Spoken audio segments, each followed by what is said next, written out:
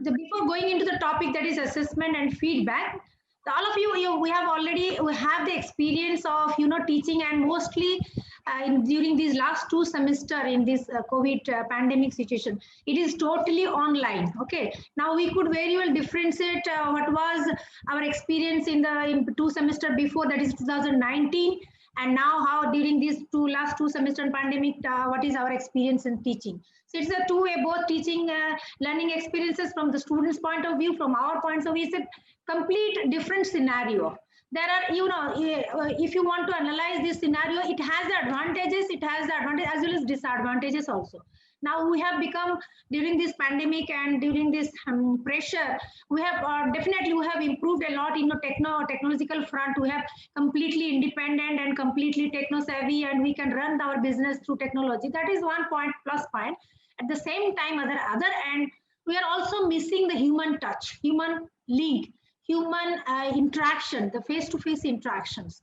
So in both the scenario, in both the context, we can say that now these two learning contexts are different. It is purely online teaching learning context that was mostly on mostly physical classroom context, or offline, or you can say sometimes blended also. But in these two learning contexts, when the learning context varies, it has significant impact, because the learner is a key component, teacher and teaching teacher and pedagogy is a component, curriculum content is a component, and a significant component is also learning context. Here, with the variation in learning context, online and offline teaching, and exclusively in this online mode, so how can we make this teaching and learning and pedagogy as effective as possible? Because here we are facing a number of challenges. It is not just about getting the students' attention, focus, motivation. We are not being able to judge or assess what they're thinking, what are their expectations, what they're doing. It's a completely dark side. It's for the namesake, we are face-to-face, online, this and that, but we are unaware of what is going on there in their mind, while whether actually they are physically, they are present, they are actually attending, actually listening or not. But these are the problems. And we are talking at the other end, trying to convince them, trying to persuade them, without knowing that whether they are attentive or not, they are actually keen to listen us or not. There is a huge gap, huge barrier, huge gap in the communication gap is there.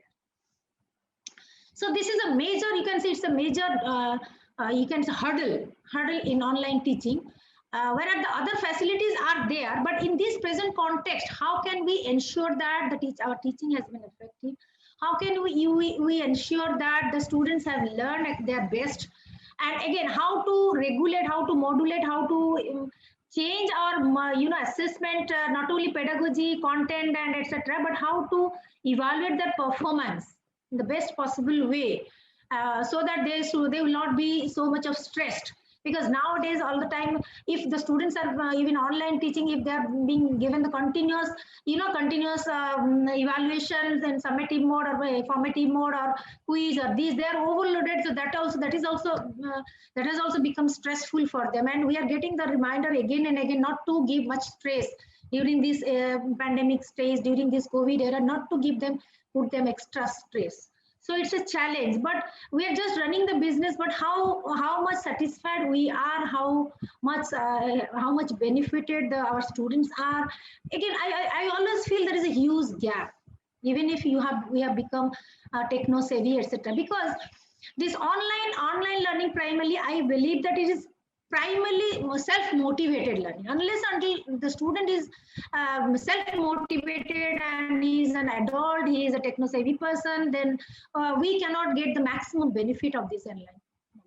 However, so we will discuss about here very often. That is nowadays almost all the teachers, they are using most often this quiz, then instant feedback, formative evaluation, assessment, as often as possible to get the feedback, not only for ourselves, for the teachers, as well as to give the instant feedback to the students. So generally for assessment and evaluation, we usually say that think for the summative, but now in this online mode, this formative assessment and instant feedback, quick feedback, early feedback, it has become a common practice.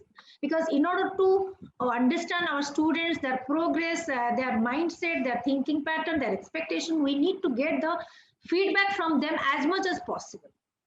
So today we'll briefly discuss about the assessment technique, primarily formative assessment, and how feedback plays a very important role, not only in enhancing the performance, students' performance, teaching performance, but for enhancing the students' motivation and academic self-regulation as well. How through feedback we can enhance students' motivation and students' self-regulation, students' self-efficacy in this online teaching world. So assessment is primarily for bridging the gap.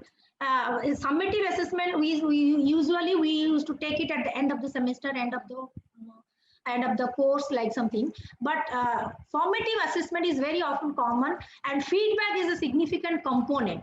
So feedback, which emphasis on the assessment for learning, can positively affect both the teaching and learning. So what exactly constitutes this effective feedback? What do you mean by effective feedback? So feedback is not just we are giving the feedback to students, but feedback from the students' feedback we are also developing. So it's a two-way process, a two-way communication process. The primary importance is to improve the success and achievement. That is success and achievement in case of the students, as well as how to make them independent learner, to make them more responsive learner. Again, we to help ourselves in enhancing our own teaching effectiveness, to change, modulate our own pedagogical strategies. Like often, suppose now in this online mode, now very often we are using this, video based learning or flipped learning. Like we are beforehand, we are giving some of the materials, let them go through it, and in the classroom we can have the discussion, primarily discussion, so that we can clarify the doubts. There will be more and more one-to-one interaction, more face-to-face interaction, that we are preferring. So that is why we are sending the materials beforehand, video content or PPTs or whatever learning materials, and thereafter in the classroom session we are discussing. So here, so we can say that, so this assessment and feedback, it is a part of, it's a feedback, it is a pedagogical framework. Now in this online teaching, we are just changing its position, changing its position, its usability, its critical context in which how often we are going to give the feedback. So the role of feedback has been changed in this pedagogical framework to give them the prompt answer, quick answer, how to engage. Again, feedback is being used as to how to engage the students in the learning, how to promote the students' performance, their engagement, so that they will not feel bored and monotonous in the online teaching classes. So effective feedback, therefore effective feedback has the role and responsibility to not only to improvise the students' learning and performance, their the learning achievement and learning outcomes, our teaching efficacy, teaching performance, pedagogical efficacy, but it has to be very to the point, very specific. Often it needs to be very descriptive, in elaboratively explaining that why did you score this way, or why did you why didn't you get so much of mark, where to write, in whichever way, all kinds of things, by giving clear explanations. So sometimes it can be student initiated, sometimes it can be teacher initiated. Yes, it should be time appropriate also, like quick feedback and delayed feedback. Like in learning also, in the schedules of learning, like we can also regulate that feedback in terms of its time component.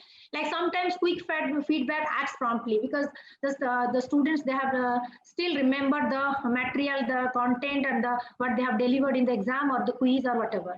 So appropriateness of the feedback, its timing, and what should be the language, what should be the mode of feedback to be given. So it gives also some of the strategies and tips for allowing more action on the part of the students, as well as the more reflection on the part of the teacher, to reflect upon our own delivery, own discussion, own content description, own elaboration.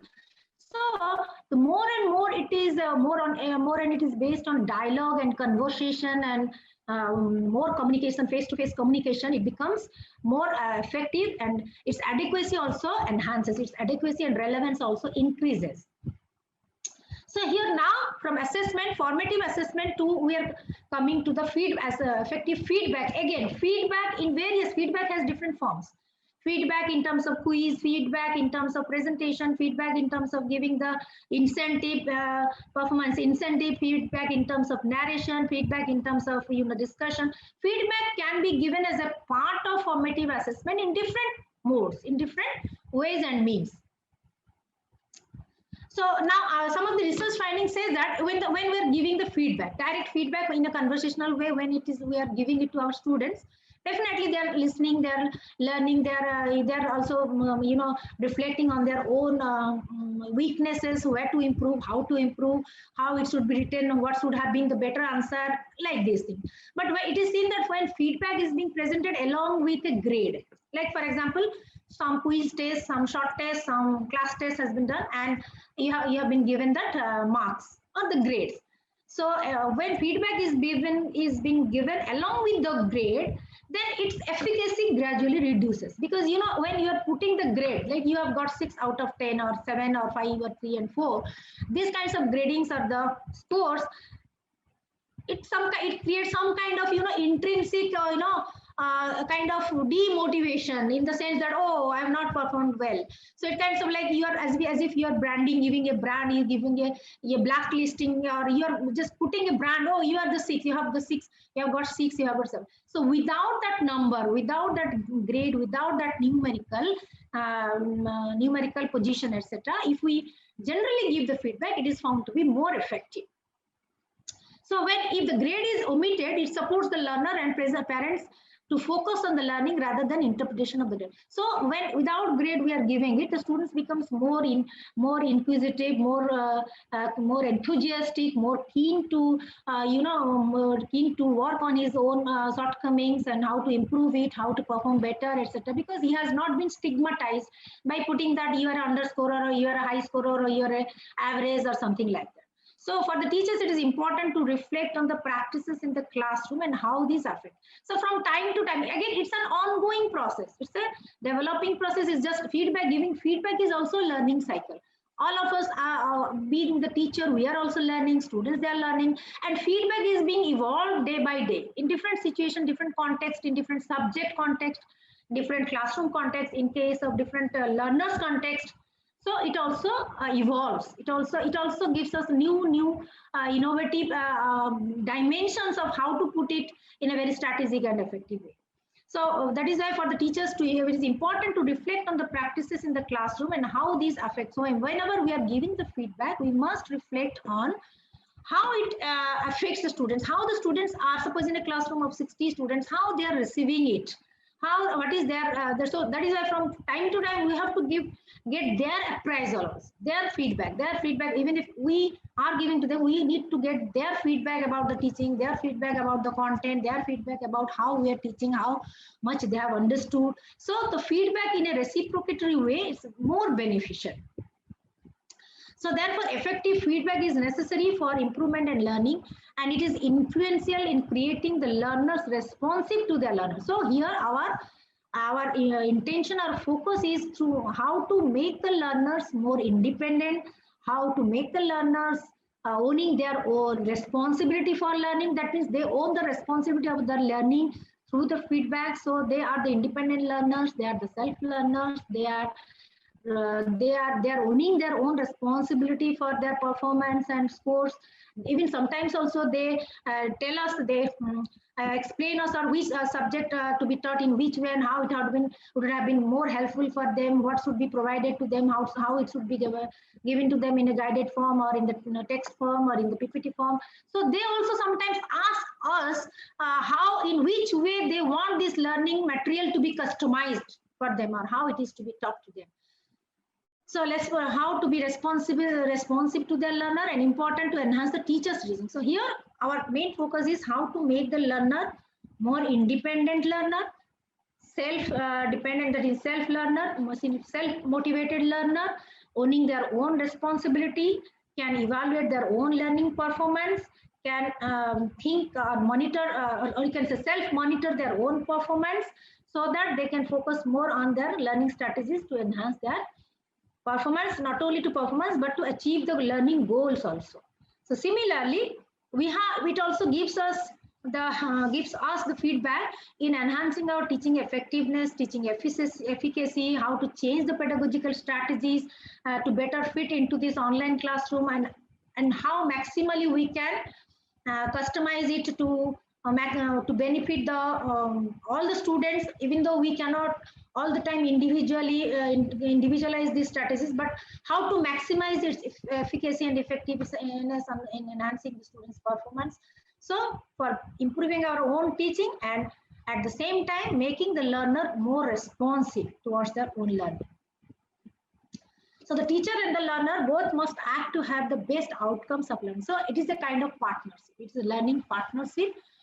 Both the teacher and learner, they work together. They mutually agree, mutually communicate, mutually disagree at some points to critically evaluate certain things, to reflect upon certain things, to change and modify certain things, so that ultimately the learning outcomes would be best. So for these things, what are the key processes? Let us underpin some of the key components of teaching and learning process during this formative assessment process. So first is that establishing the learner's current state of learning, where they are going, their goal, and what needs to be done to get them at there. For example, in the initial stage, so in the beginning of the sessions. So after the informal discussion with the students, after knowing, having some informal chat with them, we have to assess their not only their entry behavior, like their current state of learning or knowledge right now, but at the same time, what are their expectations as well. Like some of the, like for example, suppose in a management class, students are coming from different background, one from arts, one from commerce, another from technical, from science or so. So diverse students are there having the diverse background, diverse knowledge. So we must know ourselves, we must update ourselves. What is their existing knowledge? What is the range of diversity in our classroom? How many are from engineering background? How many are from commerce? And how many are from humanities? So what are their expectations? So we have to fix a standard bar, like, oh, let us take it as the graduation level at this is, let us take it as a standard state of learning. That is the standard entry behavior. Sometimes, often, yeah, definitely they are coming through an entrance test, so their basic knowledge of general knowledge, English and mathematics or logical reasoning is up minimum level. So by assessing the learner's current state of learning, at what stage he is there right now, what is his past learning experience, so what is that, again, where they, after taking that is through this course, what they want to achieve, what is their learning goal through this course, through this program, or through what is that. So they must be having different learning goals. So what is their learning goals from this course, from this semester, or from this particular class? So we have to assess that also, what needs to be done. So they have, first thing is that what their learning entry behavior is one thing, their context, background and context of learning, at what stage they are now entering into the course. Then what are their expectations, what are their individual learning goals. So we as a teacher should know about it, that what is their expectation. Maybe that with their existing learning status, they are aspiring for a higher goal, but we have to map it, we have to assess it, whether it is feasible to achieve with this kind of entry behavior, with this course of content, or with this time frame. Is it possible to actually achieve this goal or not? So here we have to give them the feedback in the first stage, in the very beginning, to apprise them about the feasibility of their goal achievement. What that means, what should be the learning goal, how what type of learning goal they have framed, and how to break it down into the short-term goal, and how to achieve it, what should be the strategies. So we have to help them, the teacher has to help them in assessing, in assessing their own learning goals, in fixing their own learning goals, as well as trying to achieve those learning goals. So monitoring, assessing, and helping them in fixing their own learning goals, so students' learning goals. And in order to achieve that learning goal, what needs to be done at the individual level, at the class level, at the group level, what we are together, what we need to do. So when the students are appropriately informed about their progress, like they have set the goal, which is very difficult, very high, but their standard is not that that advanced. So what they have to do in order to reach that goal, they have to take certain time. They have to break it down into smaller and specific goals. So what are the so through in a progressive way, in a inductive way, they can make the small progress. They can move forward in the next stage so that they can taste the success. So without success, it is very difficult to motivate them towards the higher learning goal. So therefore, so how from the very beginning we have to apprise them what should be the quantity, what should be the quality, what should be the difficulty level, what should be the target quality of the goal. That means your learning goal, whether it is long term or how to break it down into short term, how to approach, how to plan the action plan, how to plan the strategies to move towards that achievable short term goal initially, then towards the long term. So therefore, the educators should prioritize the formative strategies of assessment over the summative. So in achieving this goal, learning goal step by step, so formative assessment becomes more helpful rather than the summative. So because formative assessment, formative with a recurring formative assessment, it can be later on summarized into the achievement, but from the very beginning towards making the gradual and progressive changes, positive changes and improvement, always formative assessment and feedbacks helps a lot. Now our first goal is that how to create the responsive learners. How to create the responsive learners. So first thing is that the students must be encouraged to actively process the information. From the very beginning, while making their learning goals very clear and specific and achievable, they must be encouraged to actively process the information and feedback they are receiving. What are the information they are receiving during the class, after the class, both in terms of knowledge and information as well as the feedback they are receiving, which is and they must actively think over it, reflect upon it and act upon it. And that whole process is called as the mindfulness. So nowadays mindfulness as a learning strategy is a strategy is being used very often. It is being used by all the practitioners, yoga practitioners, mental health practitioners, then educational practitioners, all the mindfulness. That means the information that you are getting, work upon it, think about it, reflect upon it, and analyze the feedback, analyze the comments that you have received, then what to do, how to do, know hows, know whys of everything of the information that you have kept in your working memory. That is known as the mindfulness. So, and gradually how this mindfulness gradually leads the performers, lead the students towards the gradual learning gain in the performance, gain in the knowledge, gradual how learning gain takes place.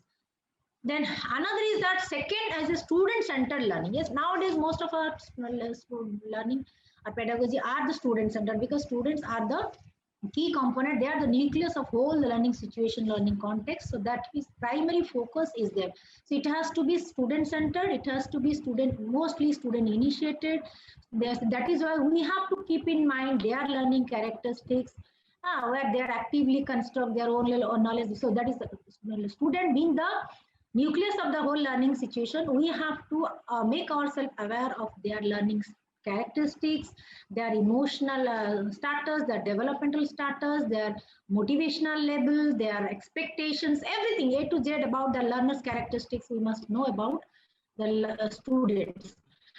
So where the students actively construct their own knowledge. So nowadays we are also using constructive pedagogy. So here student being the independent learner, they also actively construct their own knowledge, they critically evaluate it, they reflect on it, they learn the skills, new skills, they unlearn so many old skills, unlearn certain things, and as because they are also a significant part of the educational pedagogy. So student-centered learning, how they become more independent and responsive to construct their own knowledge, reconstruct, reframe, and reinterpret in a different thing. It's not that prescript it, like go and read this book, this and that material and mug it up and just deliver it. It's not like that.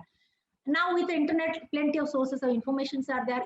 We, the teacher, being the facilitator only, we have to guide them where to get what type of information, how you go through it, how much you require, you learn it, take it, and how you can also interpret it, and you can also add on something innovative ideas, you can construct, reconstruct, and critically evaluate and create the new knowledge. So in this way, the new knowledge is also being created day by day.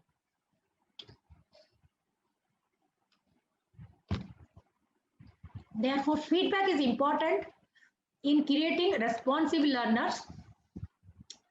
So here, when more and more the learner become more independent, more responsive towards utilizing or working upon the feedback he is getting, working upon the feedback and improving his performance, he becomes more and more independent learner, and that enhances his or her self-efficacy, or you can say self-academic self-regulation. That means not only he can able to monitor his own learning behavior, how he is performing well or why he is performing well or poor. So he can constantly monitor his own learning, performance, strategies, etc. At the same time, he can regulate his learning behavior to achieve the learning goals, perform better, change the strategies. So, so they become better. They are better at self-regulation and produce the better internal feedback.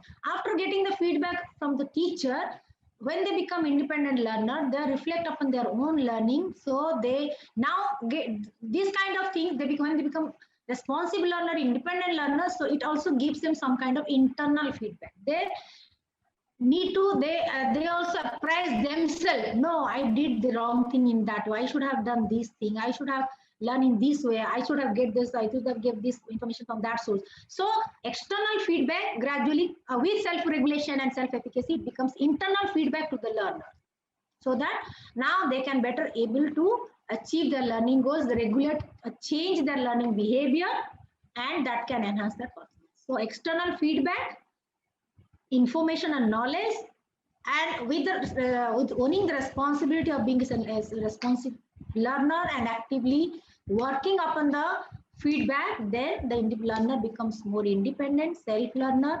Hence, he develops, improves his self-regulation or academic self-regulation. Constantly, he keeps on monitoring his own learning behavior and gives the internal feedback, that is self-feedback. It also gives the, he also appraises, gets the self-feedback, internal feedback, which enable him or her for the better achievement or to better achieve the short-term and long-term goals. So it also changes the student's mindset. When we become adult learner, we have already developed some sort of learning style and mindset. Like sometimes more of some of us are very open-minded in receiving, in welcoming the new approaches, new strategies, new knowledge, new things. Some of the things, some of the learners, they have the fixed kind of learning styles. So they prefer to go sequentially, one by one, step by step, and very slow. And they don't they don't like sudden jump to one topic to another topic, or any something different, completely new and unknown material to learn. So they don't find it comfortable. So students, they have their own mindset. Either they are very progressive, very open-minded, very quick. They can jump over. They are very imaginative. They are, imaginative and intuitive kind of. They have the learning style. Whereas some others, they can have the slow, progressive, sequential learning style. So they have some kind of fixed mindset of gradually, slowly progress. So that is also important, as we are discussing, that the students, learners, that means students or learners' characteristics is also equally important. Similarly, the learner's background knowledge, his moods, his personality attributes, his mindsets, his study habits. So these things also matter a lot in influencing or regulating the effectiveness of the feedback. Because in the classroom, 60 students, the same feedback cannot work equally to all the students, depending on their learner characteristics, depending on their mood, their emotions, their background. So their personality attribute, how would they receive the feedback? Some students are very prompt, very quick in, and they welcome the feedback, take up it in a very serious way and positive way to work upon it and start working upon it and quickly change their strategies and the learning style, etc. But how effective this feedback will be primarily depends on the students' features, characteristics, their mindset, etc. also. Now, the second dimension is enhancing the teacher's teaching. The feedback can also be used to modify the teaching and learning activities to meet the needs of the students. Here, our target is how to individualize the teaching, or how to cater to the needs of individual needs of the learner. But I don't know in online teaching how much it is possible to individually satisfy the help the learners to achieve their individual needs. I don't know how much it can, because with the large classes, with large number of students, with the lack of face-to-face physical interaction, what extent it would be possible, we don't know. But anyway, we will definitely try our level best to enhance our teaching efficacy. So that means now we should try our level best how it can cater to the needs of maximum students, and it can matches to their different learning styles. So how the students feedback, the teacher can identify where to focus in teaching. Like that is why we are using multimedia, multimodal things, like not only video, not only PPT, not only audio, not only explanation, but also we are also sometimes give them the link of extra sources of learning, some assignments, how to engage. So here, because students engagement is also a very difficult task. So the more and more the students will be engaged in learning activities, so they will be learning better. So how to engage this online learner, that is also another challenge. And for that matter, how do you utilize this feedback as a mechanism, or a formative assessment as a mechanism to help them in engaging them in the learning behavior, and at the same time help them in getting their or achieving their goals. So this is also a very challenging task for the teachers. So teaching and learning is definitely a definitely reciprocal relationship, where the focus is not only for the learners and their learning, but also the way we are teaching, the way we are adopting the strategies, how to maximize this learning learning experiences, or learning how to maximize the learning efficacy and effectiveness, its impact.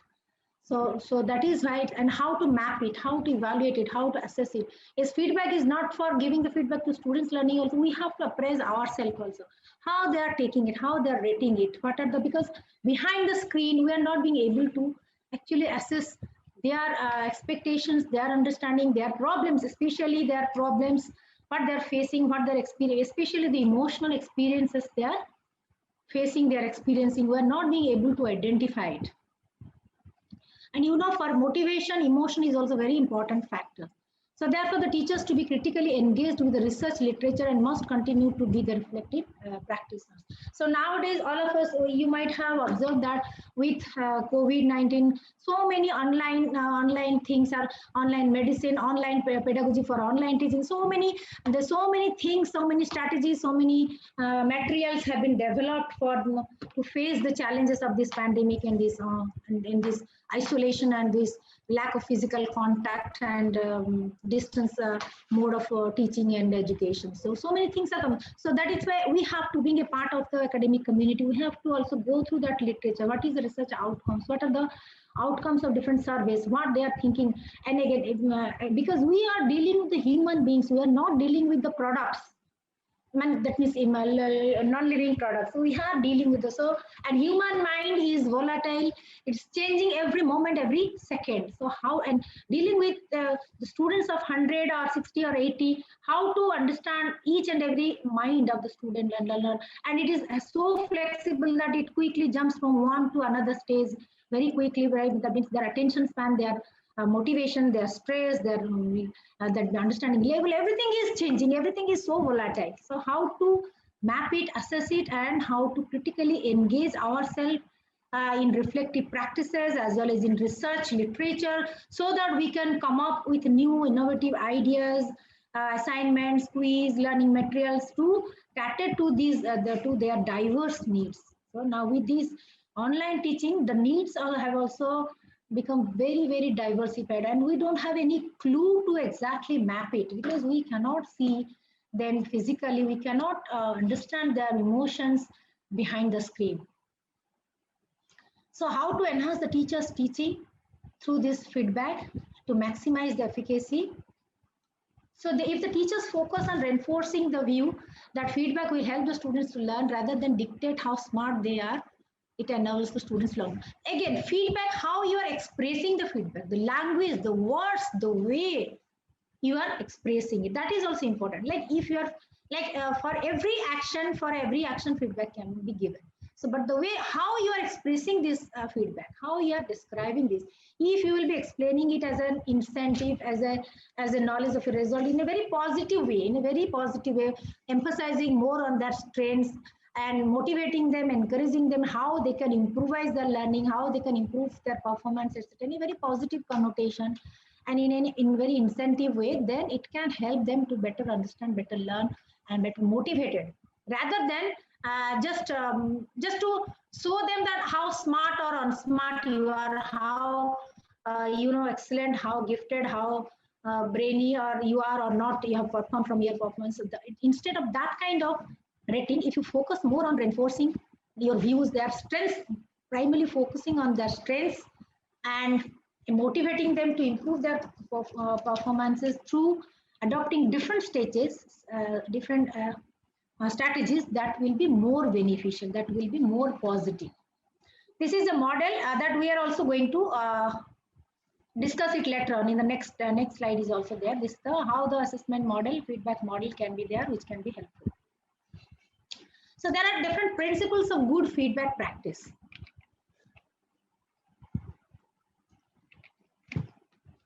So there are primarily 7 principles as per the research literature. Facilitate the development of self-assessment, reflection in learning. Definitely feedback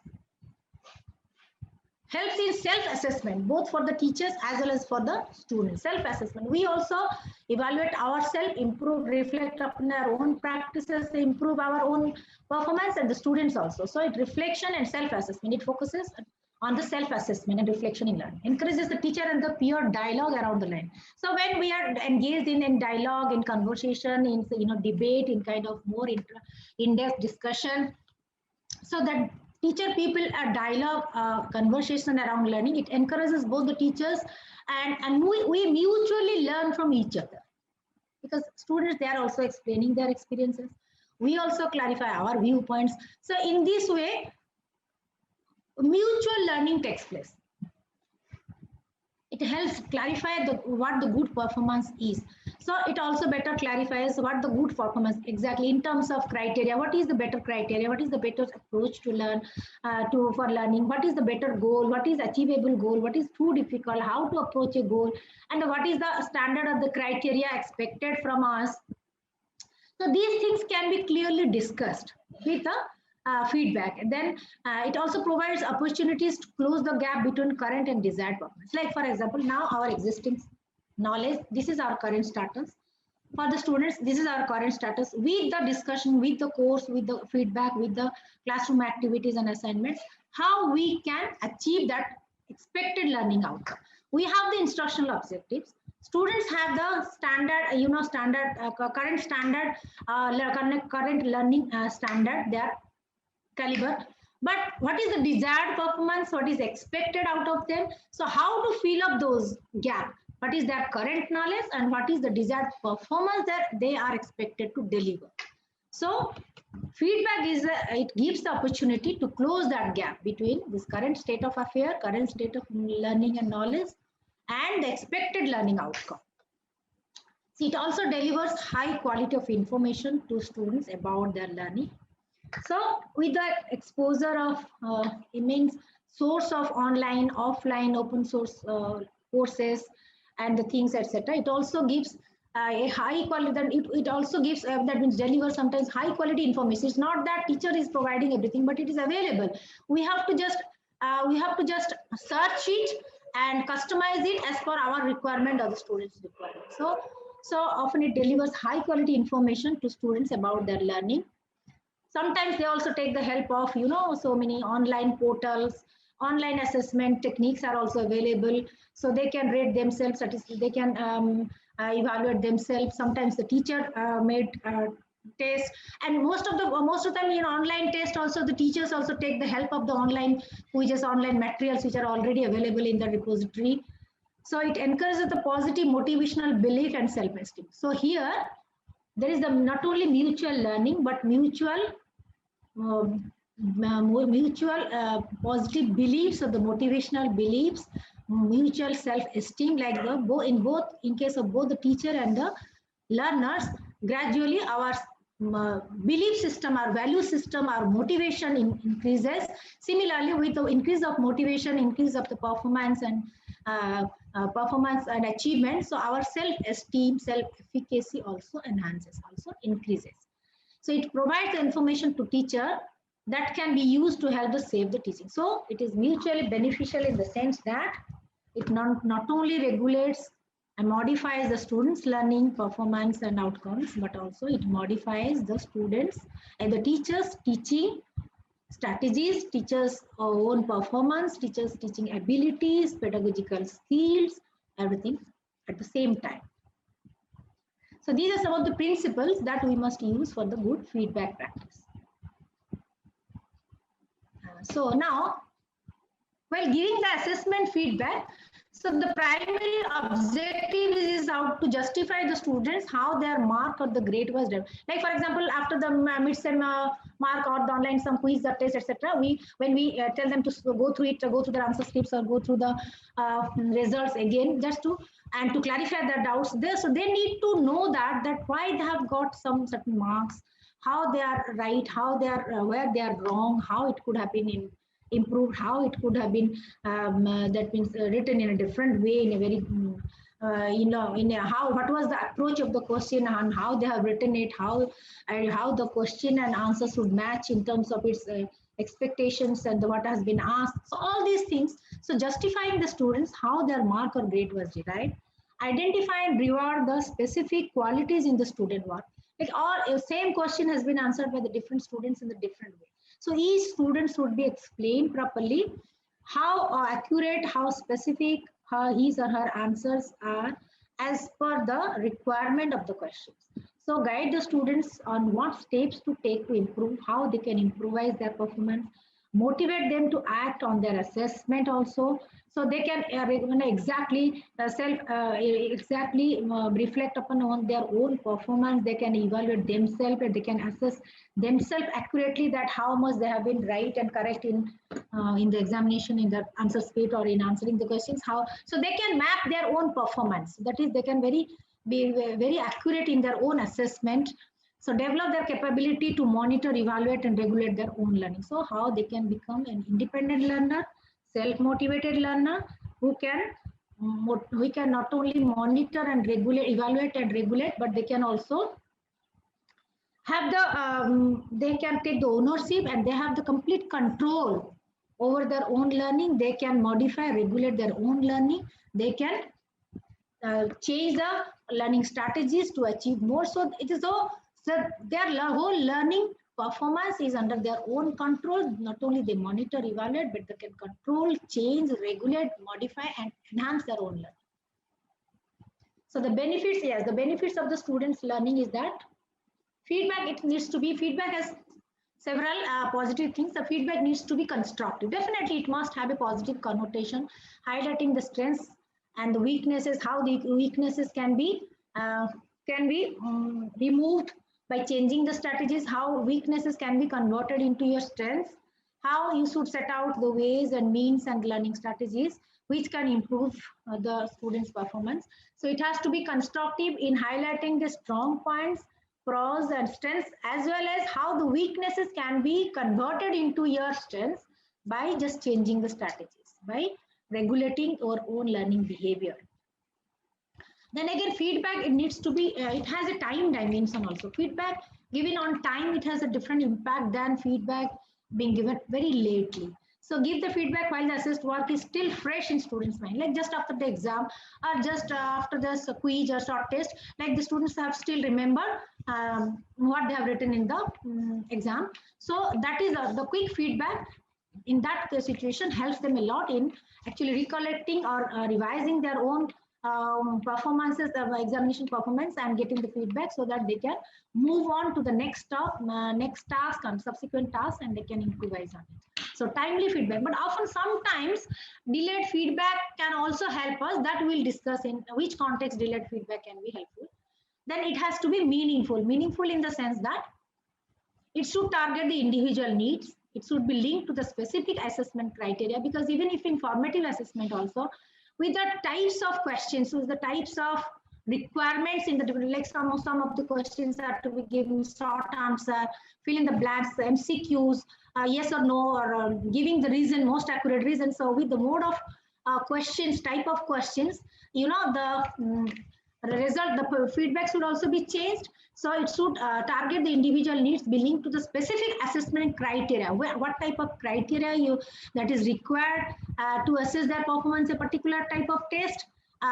So you have to clarify it very briefly in the very beginning. Like, this is the criteria you are supposed to.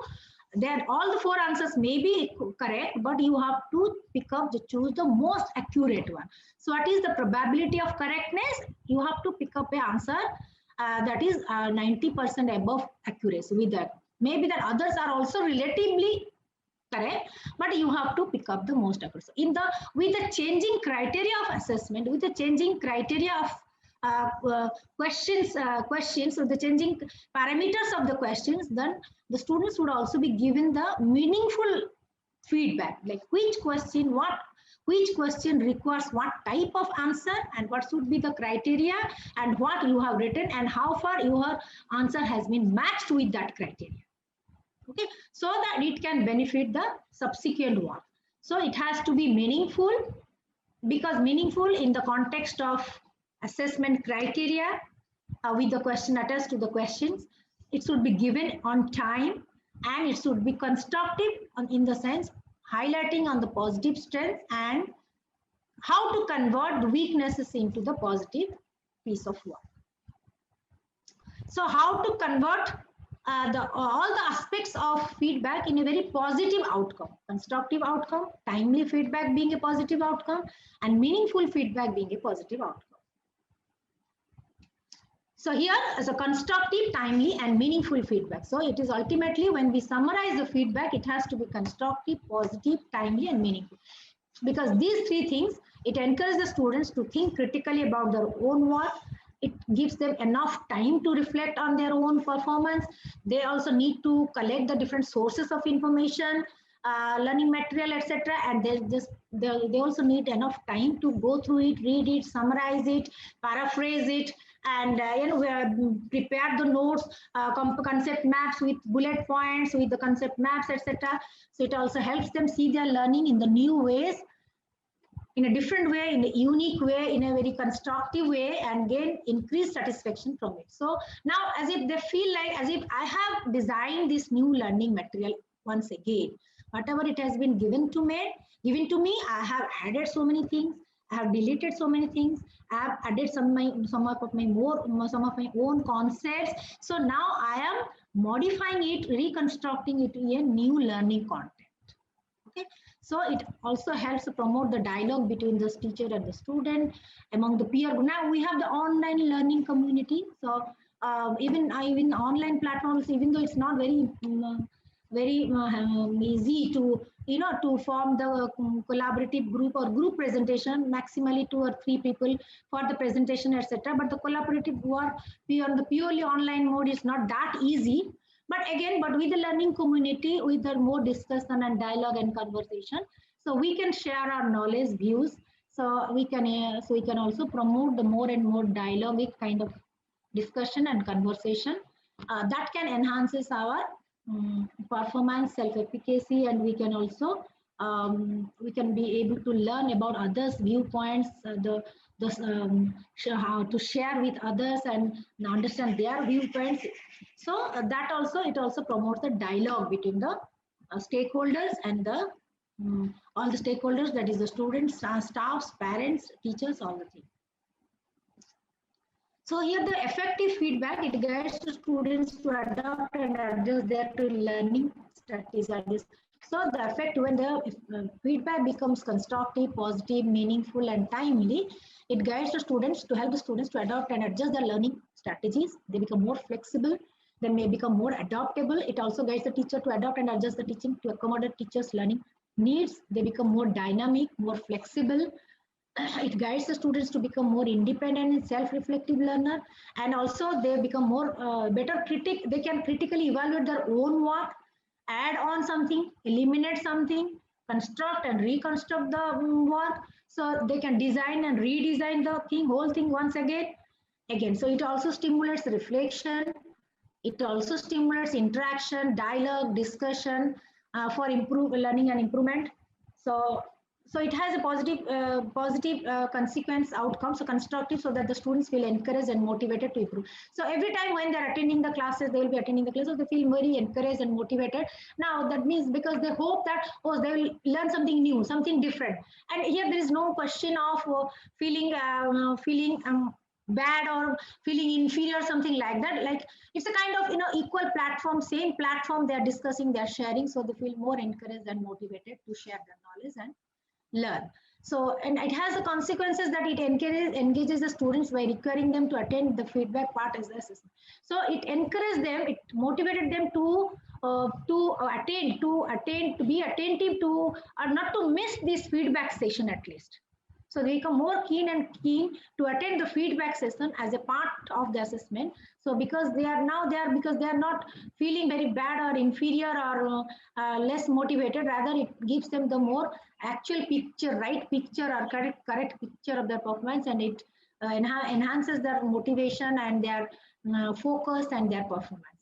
So it becomes more efficient so that the staff can manage it effectively. So we have to modulate it, regulate it, modify it towards the right direction, that is more constructive and positive direction from both the end, from the teacher end, from the students end. So this is a model framework of the formative assessment and feedback. Here, as we can see, student is in the center. So student self-assessment, students monitoring, how a student can get the internal feedback. Okay. So first of all, the teachers set the task and the goals and criteria with the entry behavior. After assessing the students, entry behavior, their goals, etc. In the initial stage, in the initial first stage, after listening to the students' goals, expectation, this and that, now the teacher helps them to set their own goals, set their specific goals and criteria for achieving those goals, etc. So teacher helping the learners in setting their learning goals. Okay. Thereafter comes three things. One is the domain knowledge, that is subject knowledge that the teacher gives them or help them in identifying the domain knowledge, the area, okay, area and scope and opportunity. Second is the in order to learn that knowledge, suppose it's a science subject, engineering subject, management subject, or mathematical subject.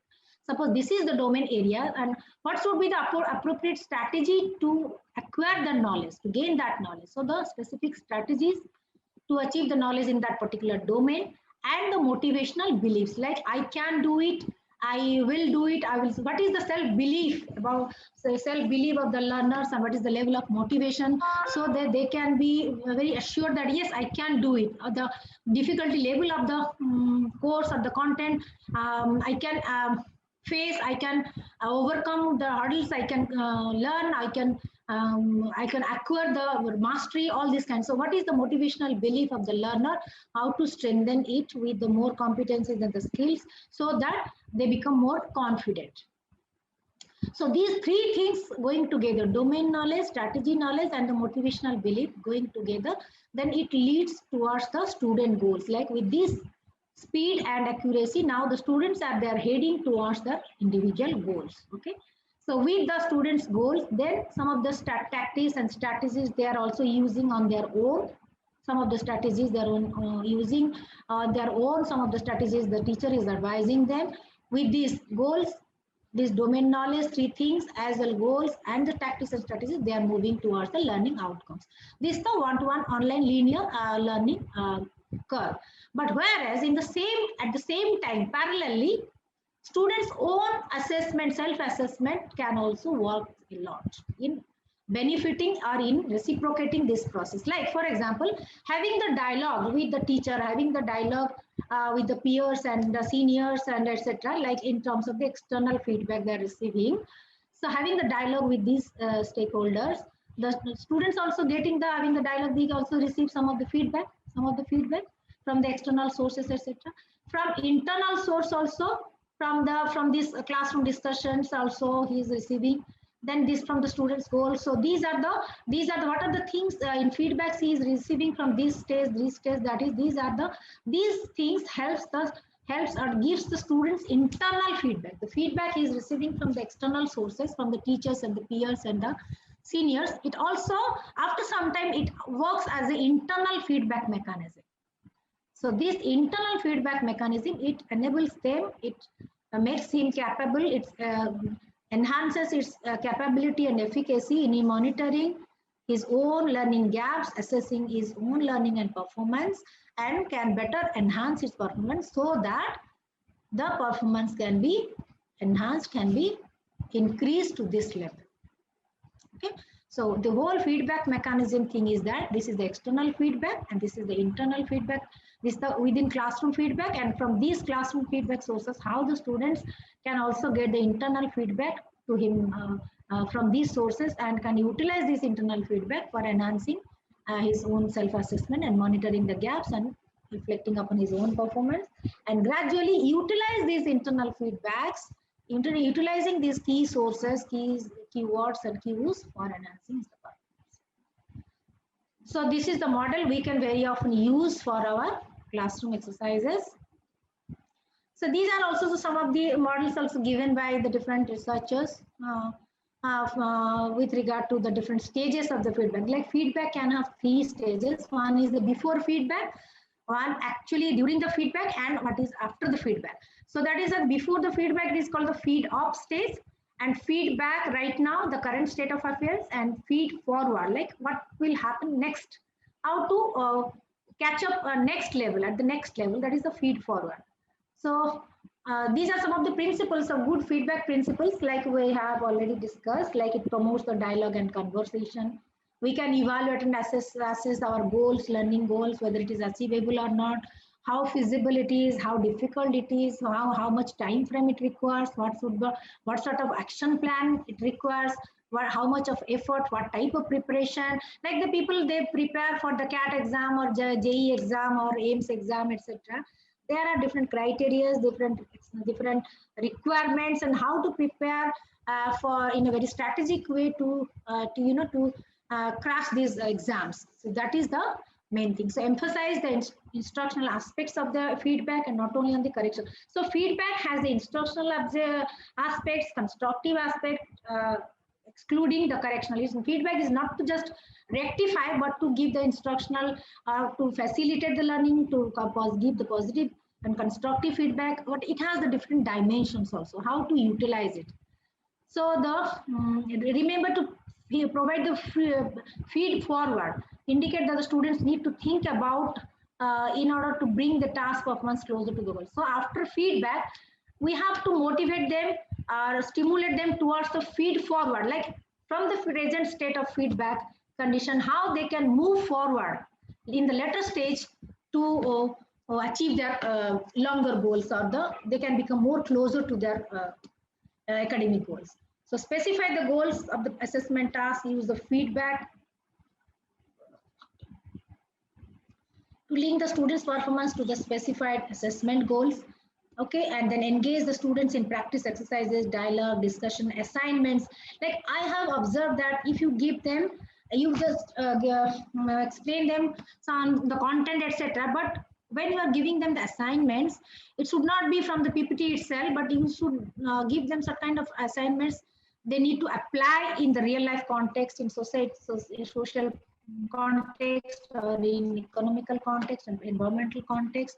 Like in the practical life context, if you give them some kind of application oriented assignments, so then they really work on it. Then they really learn out of this.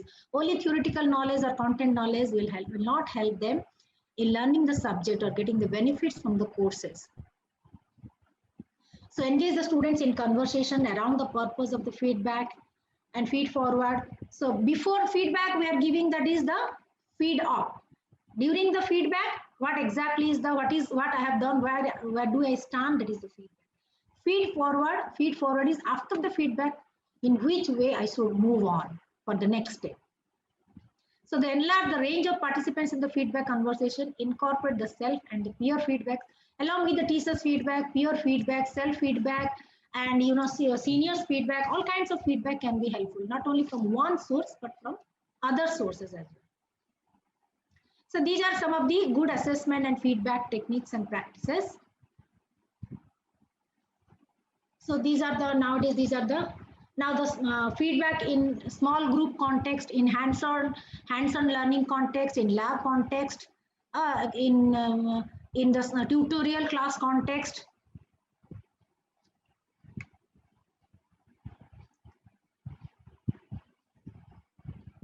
So feedback in educational context is the information provided to a learner to reduce the gap between the current performance and the desired. Definitely, feedback or formative assessment primary goal is to fill up the gaps between the students' current status and state of learning and the goal, desired goal or achievable goal or expected learning outcome. So the gap can be minimized so that they can very well reach to that level of achieving their academic goal. So here in effective feedback, these are the 4 quadrants. So these 4 quadrants are very important. One is the learner's characteristics, as we have already discussed. Every learner, he or she has its own individual characteristics, his own ability, emotions, past experience, content knowledge, domain knowledge, his own perceptions, his own personality attributes. These are and his own requirements, needs, expectations. So these are the individual learners characteristics. This is important. Instructional context, as we have discussed now, whether it is online context, offline context, physical classroom context, virtual context, what type of instructional context, teaching learning context it is, and feedback structure, what type of feedback structure it is. It is in terms of grades or qualitative, quantitative. What is the structure of narrative? What is the structure of that feedback? And feedback level, at what level we are giving it, at what level, at the initial stage, middle stage, final stage, at what level the feedback is being given. So these are the key components to determine the efficacy or the effectiveness of the feedback. So when we talk about the effective feedback, we have to be very particular, very clear about these 4 dimensions. So these are the 3 stages we have already discussed. That is the feed-up stage, that is before feedback. What can be given? The students need to know the learning intentions, what are the learning goals, what are the learning objectives, etc. So feed up.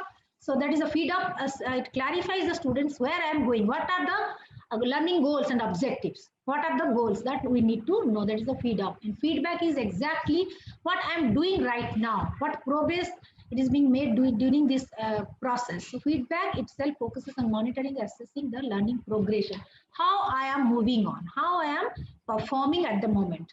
Feed forward is that it relates to the next step required for improvement. Now at this point I have achieved this much, and in order to move forward to achieve the next level of performance, what should be the specific strategy and intention and the specific task that I have to learn. So where next to go, how to approach it, how to learn it, how to make the better progress. That is the feed forward stage. So when both the teachers and students, they address these 3 questions, they ask these 3 questions and clarify it, then it makes the feedback process more effective. So this again, there are different levels of feedback, again, like task level feedback, where whether you are giving the feedback on the quality of task, related to the task, the nature of the task, difficulty level of the task, volume of the answer, what should be the quantity and volume of the answer, how it should be written, how much it should have been explained. That is purely related to the task or the content of the question. Process related feedback is that how you have solved that problem, how you have approached that problem, how you have answered that problem. Like when we say that task related work, process related work, process is like know-hows, how I have explained. And task related is what I am expected to deliver, what I am expected to write or perform or learn, etc. Task related. Process related, how should I perform it? How should I have done it? That is a process related. Third is that personal feedback. Regarding the personal feedback, it can be given with regard to the students' individual characteristics, like in He's like, for example, his own, focus, attention, learning style or study habits, or how to, how to practice certain things better, how to use learning materials, how to, maybe that some practical knowledge, some skills, etc. So these are the more related to personal level feedback of the learner. So in summary, we can say that feedback that is designed to move the students from the task to the underlying process or understanding and then to self-regulation is most effective. That means from the being the novice learner to a independent self-learner or self-regulated learner. That is that if he can become that with the feedback, he can become a self-academic, self-regulated learner. That means feedback has been most effective. Okay, so feedback and based at the task performance can make the build the students' confidence. So task related performance or feedback makes the learner more confident about the task and to feel more able to improve the experiment in future. And the questioning and feedback also focus on the learning strategies. And it also gives the tips for using the metacognitive skills, self-regulating skills. Some of the mnemonic strategies, some of the heuristic techniques, heuristics that he or she can use for answering in a better way, in a more effective way. So the feedback and the students' perception of the feedback, how they're receiving it, how they're utilizing it, working upon it, that also improves the students' self-efficacy. Feedback also improves the students' motivations. So all these things at the giving feedback in a very clear, specific, objective way by explaining the task-related thing, process-related thing, and individual effort or personal level feedback in order to make it more sustaining, more effective. So that can actually enhance the effectiveness of not only students learning, but also our teaching effectiveness also. So because feedback has different purposes. Feedback has a communication purpose. Feedback is the information which each learner can confirm. They can utilize the information for domain knowledge, metacognitive knowledge about the self, about the cognitive practice. That feedback is also conceptualized as information provided by an agent. The teacher's feedback from different sources can also better improve our better understanding. Feedback may be defined as the feedback in which information about the previous performance also is used to promote positive desirable development. So feedback has multiple purposes, multiple goals, but how effectively we can use the feedback in a flexible way, in a dynamic way, it can make our teaching learning very fulfilling experience, a very fulfilling learning experience.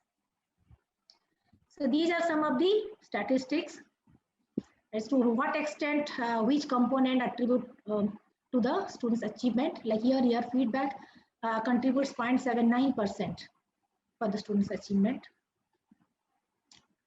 Similarly, types of the feedback also, like giving the learning cues, it gives 1.18, then feedback 0.95%, reinforcement, video and audio feedback, computer assisted feedback. So these are the proportion or the weightage of the feedback in learning and performance and achievement. So now we are talking about the timely feedback, that immediate feedback and delayed feedback. So thing is that if we are related to like feedback, immediate feedback is effective. So when we provide instant mistake correction during the task performance. So this may lead to the quicker accomplishment. Like for example, just after the quiz, where if the teacher discusses the quiz results, quiz correct answers, that can give a prompt reply, prompt answer. So that in that case, immediate feedback is very important, very helpful. So and also immediate feedback also, it affects likely to be more powerful at the task level when the task is, because the students have remembered the task, what is there, it is still there in their mind. So task related feedback is very beneficial if quick and timely feedback and immediate feedback is being given. So it is also useful for attaining the easy learning outcomes because it involves a shorter degree of processing. Because instantly you have done, and if you have been given the quick feedback, promptly you can rectify your thing and you can check your knowledge and you can rectify it, and so learning outcome can be very quick. But when it is related to process related things, like you are just changing the whole process, how he is performing, etc., then delayed feedback may be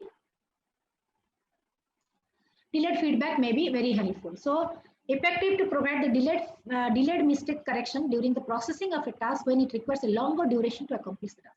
When it takes time to complete the task, perform the task, or solve a problem, then a little bit delayed feedback can also be beneficial. So if delayed feedback are likely to be more found at the process level, and it is useful for attaining the difficult learning outcomes. If the learning outcomes are difficult or the goal is at a higher level of difficulty, so there the delayed feedback, because you are focusing more on changing the whole process of performance. So then delayed feedback is helpful. So it involves a greater degree of processing about the task, more practice, more timing, more reflection. Then in that case, delayed feedback helps a lot. So then these are some of the same things given here. Like in the feed up stage, it is where I am going, what is the goal, I have to understand it. And at the feedback stage, what is the current state of affair, how I am doing it right now, what is my performance. And feed forward, that is what would be my future performance, where to go next. And the feedback and at the task level, process level, and at the self-regulation level, like self-monitoring, directing, like when it is being given at the personal level. The self level, personal evaluation and affect usually positive. So this is the different types of feedback. This is the different stages of feedback, and what is how the feedback plays a significant role in case of student and the teacher. What is the purpose? So these are some of the things. So selection of the right assessment method for also. So it depends at the end, it depends not only on the teaching learning context or the instructional context, but the nature of the subject, type of the subject, depending on the course, the subject we are teaching. So how to engage our learners. So accordingly, we have to select the assessment method. Engagement with the task, engagement with the learners, with the belief about the significance of expending effort to reach the goal, engagement with the learners, or self-conception about achieving the desired goal, then avoiding the risk of handling the challenging assignments, minimize the effort to reach the desired. So in this context, we have to rightly, after analyzing all these concepts, then we can select right assessment method or feedback mechanism for our own course. That's all about this course.